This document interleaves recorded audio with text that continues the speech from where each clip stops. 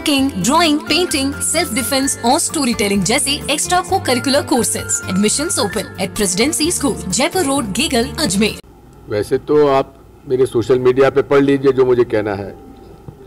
फिलहाल अनिल भारद्वाज जी हमारे मित्र, भूतपूर्व विधायक दिल्ली के अभी आए हुए हैं। उनके श्रीमती जी को पीएचडी की डिग्री यहाँ से यूनिवर्सिटी से मिल रही है।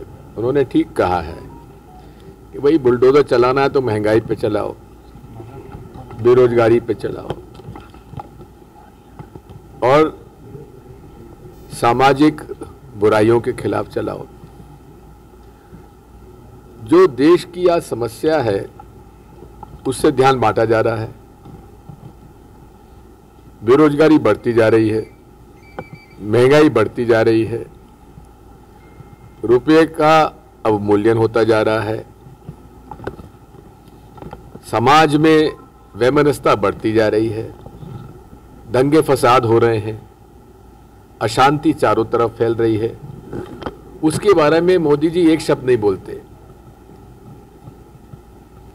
निर्दोष लोगों के घर जल गए, उजड़ गए। भाई जो भी हो, चाहे हिंदू हो चाहे मुसलमान हो, जो धार्मिक उन्माद फैलाता है, नफरत फैलाता है, उसके खिलाफ सख्ती से कार्रवाई होना चाहिए। ऐसा नहीं है। देखिए, हार जीत जो है ना, ये भारतीय जनता पार्टी सन 84 में 2 सीटों पे आ गई थी। तब आपको चिंता थी कि नहीं थी?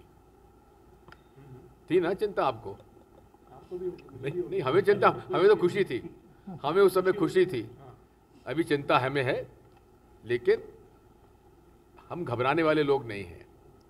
कांग्रेस वो पार्टी जिसने ब्रिटिश हुकूमत से लड़ाई लड़ी, और उस समय जब ब्रिटिश हुकूमत से कांग्रेस पार्टी चुनाव मतलब हर तरह से लड़ाई लड़ रही थी, हुकूमत के डंडे सह रही थी, उनके जोर जबरदस्ती और जुल्म सह रही थी। उस समय यही विचारधारा के लोग आरएसएस और मुस्लिम लीग और हिंदू महासभा और सावरकर जी का हिंदुत्व, ये ब्रिटिश हुकूमत का साथ दे रहे थे। और ये भी मैं बताना चाहता हूँ, आज श्यामा प्रसाद मुखर्जी के बारे में कहा जाता है कि इन्होंने धारा 370 कश्मीर का विरोध किया था, जो कि बिल्कुल गलत है। जब धारा 370 कैबिनेट ने अप्रूव की और संसद में उसको मंजूरी मिली, उस समय श्यामा प्रसाद मुखर्जी कैबिनेट के मेंबर थे और संसद में उनका समर्थन था धारा 370 के लिए। ये भी मैं उजागर करना चाहता हूँ कि सन 1942 में जब महात्मा गांधी ने भारत छोड़ो आंदोलन शुरू किया, उस समय श्यामा प्रसाद मुखर्जी मुस्लिम लीग के मुख्यमंत्री के मंत्रिमंडल में मंत्री थे और वाइसरॉय साहब को उन्होंने पत्र लिखा था कि इस कांग्रेस के भारत छोड़ो आंदोलन को सख्ती से दबाया जाए, कांग्रेस के लोगों को जेल भेजा जाए। उन्होंने पत्र लिखा था। ये भी ऐतिहासिक सत्य है। बात चिंता नहीं है, हमें चिंता है इस देश की, जो हालात बिगड़ते जा रहे हैं, गरीब और गरीब होता जा रहा है,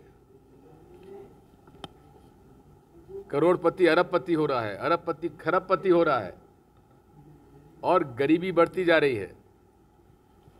यूपीए शासनकाल में 10 साल में गरीबी रेखा से लगभग 10 से 15 करोड़ परिवार बाहर निकल आए थे। आज वो वापस गरीबी रेखा के नीचे चले गए। तो हमें देश की चिंता है। जहाँ तक कांग्रेस सवाल है, कांग्रेस पार्टी पूरे देश में है। हमें ना आम आदमी पार्टी से चिंता है, ना भाजपा से चिंता है, ना किसी और से चिंता है। हमें देश की चिंता है, सामाजिक समरसता की चिंता है, धार्मिक उन्माद और नफरत फैलाने वालों के मंसूबों की चिंता है। इसलिए हम लोग यहाँ सत्ता के लिए तो हैं, क्योंकि हमें लागू करना है हमारा एजेंडा, जो एजेंडा है गरीब का, किसान का, मजदूर का, और जिस तरह से महात्मा गांधी और पंडित जवाहरलाल नेहरू के विचारधारा के आधार पर कांग्रेस ने आज़ादी से लेकर आज तक, जहां हम लोगों का जीडीपी बहुत कम हुआ करता था, गरीबों की संख्या बहुत ज़्यादा थी, देश में अकाल पड़ता रहता था, उस सब से उबर कर हम आगे निकले, आत्मनिर्भर बने। खाद्यान्न में पब्लिक सेक्टर एंटरप्राइजेस आगे आई,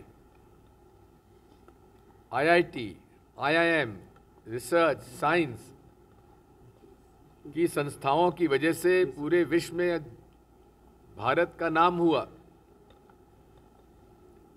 पूरे विश्व में 5वें नंबर पे हमारी अर्थव्यवस्था आ गई थी। 14 के बाद क्या हुआ? अवमूल्यन होता जा रहा है, जीडीपी नेगेटिव में चला गया। वही कोरोना बांग्लादेश में भी हुआ, लेकिन बांग्लादेश में कोरोना में भी नेगेटिव में नहीं गया, जीडीपी हमारा नेगेटिव में चला गया, क्योंकि इन्होंने जो रिलीफ पैकेज दिया कोरोना में वो गरीब को नहीं मिला, छोटे मध्यम उद्योग को नहीं मिला,